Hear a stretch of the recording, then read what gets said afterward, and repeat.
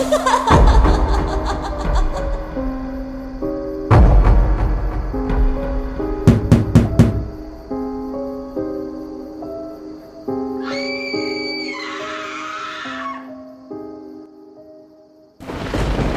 knock on the door. Chapter 1. A quiet evening. It was an ordinary autumn evening. The leaves rustled underfoot. The wind tore into the empty windows of the old houses, forcing its way through the closed doors. Marina was sitting on an old sofa, wrapped in a warm blanket. Her eyes were glued to the TV screen, where the next episode of the detective series was playing. She always loved this time when the day was over and the night was just gathering strength. Silence, peace, and only sometimes a weak noise from neighboring apartments disturbed this coziness. But this evening the silence was different. It felt like she was pressing on her chest, and every sound in the house sounded too loud. The television was working quietly, but Marina still constantly caught herself trying to listen to something that wasn't there. Suddenly, in the midst of this tense silence, there was a knock on the door. It was a quiet, barely noticeable sound, but it abruptly pulled Marina out of her thoughts. She stopped, staring at the door, trying to figure out if she had given up. The knocking repeated. A little louder this time. Marina froze. It was already late, and no one should have come at this time. She looked around as if expecting to see someone else. But of course, she was alone. Maybe it's a neighbor, she thought. She got up from the sofa with a sigh, subconsciously pulling the blanket closer to her body. As she approached the door, she was still in doubt. There was something wrong with this tapping. It was too steady, too rhythmic. But it could just be imagination. She opened the door. Before her was an empty corridor. No one. Only darkness, which was dimly illuminated by a light bulb above the stairs. Marina stopped, cautiously peering into the corridor, but did not see any movement. She decided it might be the kids playing again and decided to knock on the door to scare her. It's okay, Marina thought, and closed the door again. But as soon as she took a step back to the couch, the knocking started again. This time he was much stronger, persistent. Her heart began to beat faster. She went to the door again, opened it sharply, and again no one. Maybe one of the neighbors is doing something? She tried to calm herself, but already began to feel the chill of fear. She returned to the room, trying to ignore her feelings. But something has changed here. The feeling that she was being watched began to roll in like a wave. She suddenly noticed that the TV was no longer working. The screen was dark, and the room was almost completely dark. There was another knock on the door. This time he was so loud that Marina shuddered. She felt a cold sweat covering her forehead. Something about this tapping was completely wrong, not natural. The knocking continued, becoming more aggressive. Marina could hardly breathe. She didn't know whether to open the door again or just stand there and hope it would stop on its own. Suddenly the sound stopped. Silence enveloped the room again, but it was no longer the pleasant silence she felt before. Now it was a silence filled with unknown menace. Marina slowly returned to the couch. She felt as if someone or something was watching her through the darkness, which now seemed deeper than before. She sat down on the couch, but she couldn't watch TV anymore. Her gaze kept drifting to the door, to the point where the knock came from. Time dragged on endlessly. Every minute seemed like an eternity. She decided to call her friend, but when she picked up the phone, she realized that the signal had disappeared. It was impossible. She was always well connected in this part of town. Now the fear began to completely cover her. She felt her hands begin to shake. Suddenly there was a knock at the door, and she jumped, almost dropping her phone. Opening the door again, she saw something that made her heart skip a beat. In front of her was a small wooden box. It was old, and looked as if he had just been pulled from the earth. There were rough scratches on its surface, and it looked as if it had survived more than 1 decade on its own. Marina slowly leaned towards the box. She didn't dare to touch him, but at the same time she couldn't help but be curious. She looked around, hoping to see someone who might have left it here, but there was no one. Everything in the house remained motionless, silent. Finally, overcoming her indecision, she carefully took the box in her hands and carried it into the apartment. It was light, but the feeling of heaviness, as if it contained something much more important, never left her. She put it on the table and began to look at it. The drawer had a lock, but surprisingly it opened easily when she pressed the latch. After opening it, Marina froze. Inside was a small antique doll. Her eyes were made of dark glass and seemed to be staring straight at Marina. Her heart fluttered. Something about this doll was truly terrifying. She looked too real, as if she had a life of her own. The face was white as snow, and the lips were red as blood. Then the knock sounded again, but this time not from the door. It sounded straight out of the box. Marina jerked back, overturning her chair. She no longer had any doubts. What was in the box was something completely unnatural. The knocking became louder, and the doll seemed alive. Her eyes glistened in the darkness, and for a moment, Marina thought they had blinked. No, this can't be true, she thought. But fear had already taken over her completely. She dropped the box and ran for the door, but no sooner had she reached it than the knocking stopped. Marina froze. Her heart was beating so hard she couldn't hear anything but its loud beats. She slowly turned her head back to see what had happened to the box. The doll was lying inside, but something had changed. She was no longer just a toy. Her face took on a sinister expression, as if she were laughing at what was happening. Here, Marina felt that she could no longer stay in the apartment. She rushed to the exit, forgetting about everything. But when she opened the door, something cold touched her hand. She yelled as she jumped back to see the doll standing right in front of her. Her small arms were stretched forward, and her eyes glittered in the darkness. Marina could not believe her eyes.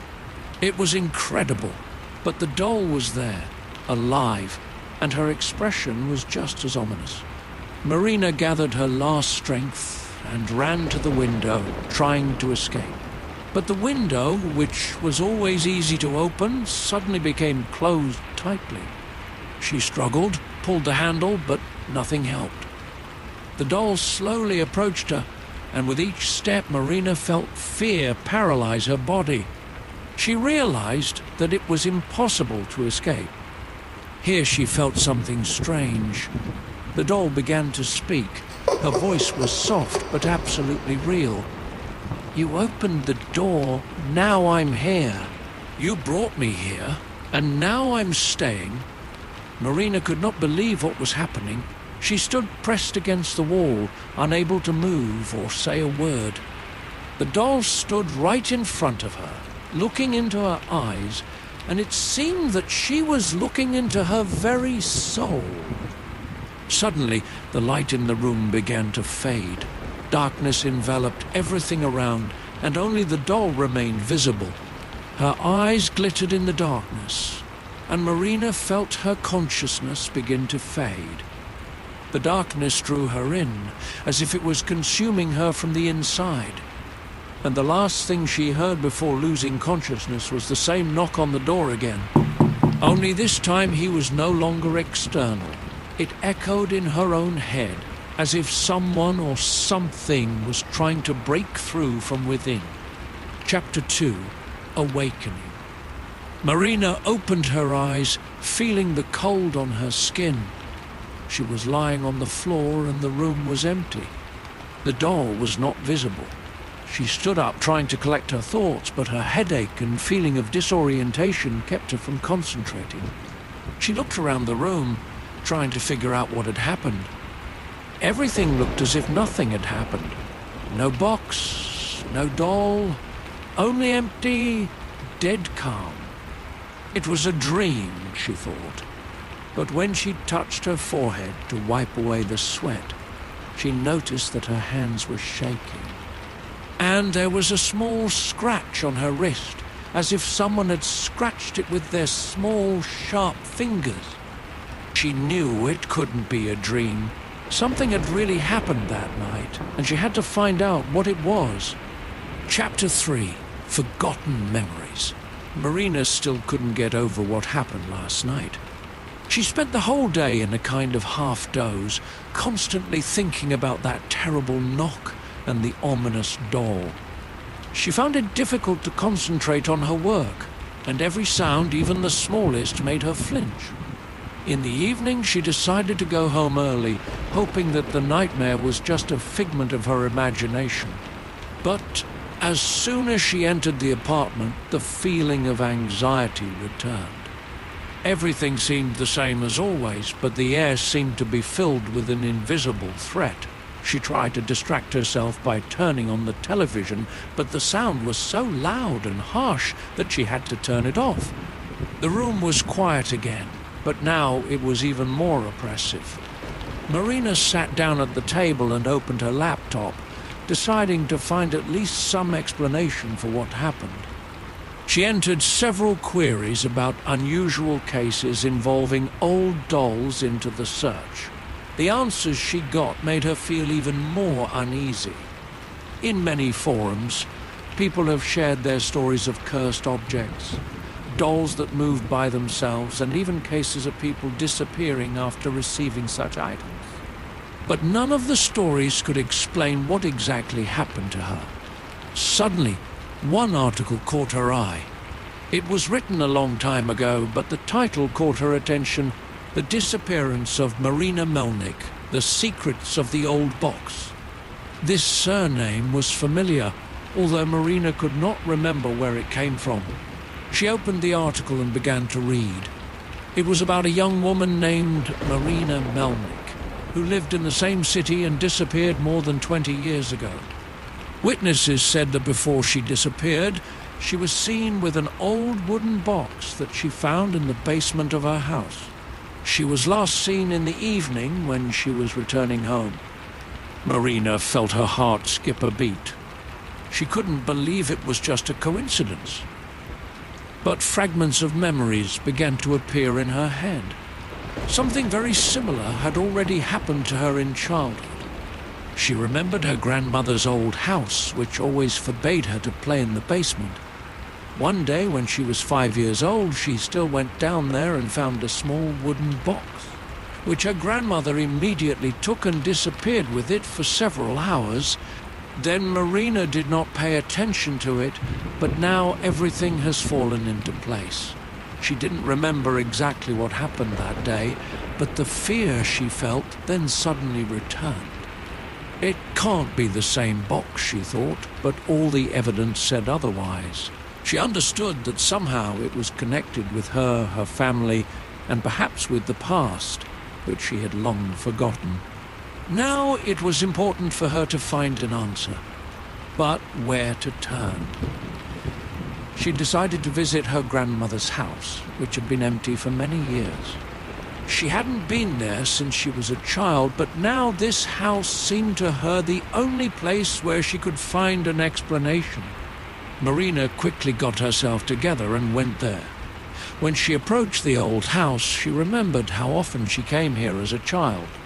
But now he looked forlorn and even more eerie than in her memories.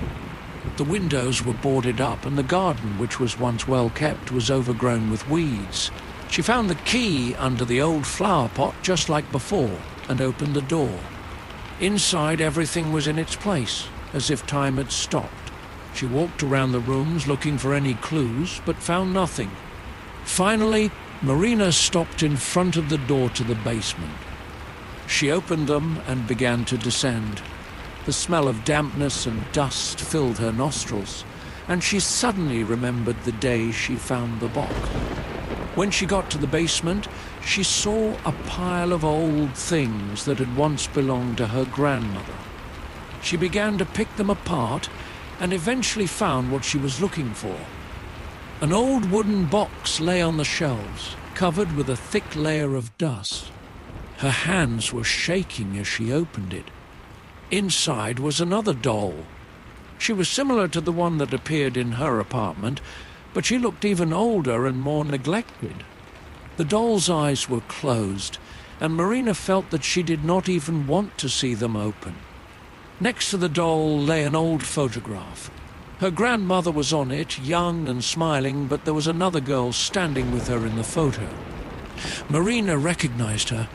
It was the same Marina Melnick from the article. They were standing in front of the same house where Marina was now. On the back of the photo was written, "Marina and Marina. Fate never forgets." Then the doll in the box began to move, and Marina abruptly threw the box on the floor. The doll fell on the stone floor of the basement, and a black, thick liquid began to ooze from it. Marina stepped back in horror, watching the liquid spread across the floor, forming strange patterns. They looked like runes, old and scary symbols she had never seen before. Suddenly, the basement became even darker, as if all the light sources had suddenly gone out. She heard the same knock as in her apartment. He became so loud that she thought he was tearing her head apart from the inside. Marina's heart was beating in a frantic rhythm when she felt that she could no longer stand still.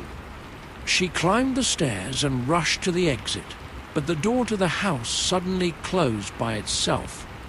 She remained in the dark, hearing the knocking coming closer and closer. It no longer sounded from the door. It was everywhere, in the walls, in the floor, in her head. She understood that it was not just a doll.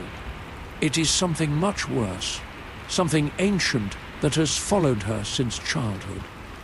Marina turned and saw a figure emerging from the darkness of the basement. She looked like a human, but her face was distorted and her eyes glowed with an ominous light. The figure slowly approached her, and Marina felt the strength leave her body. She realized that this was not a dream. This is reality, and she was part of something much bigger and more terrifying than she could have imagined. Chapter 4. The End of the Road.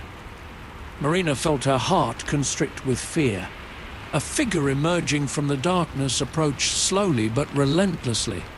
The feeling of inevitable death emanated from her, and Marina knew that she could not escape. She whimpered, trying to get away from the creature, but her back was against the wall. Panic gripped her when she realized there was no way out. The figure stopped, and in the silence that fell, Marina heard a familiar sound, the same knock that sounded at the door. Only now he was not external. It echoed in her chest, crashing through her veins as if someone or something was pounding from inside her body, trying to break out. The figure held out a hand, and Marina felt her body begin to change. She could no longer control her movements. Her limbs became heavy and strange.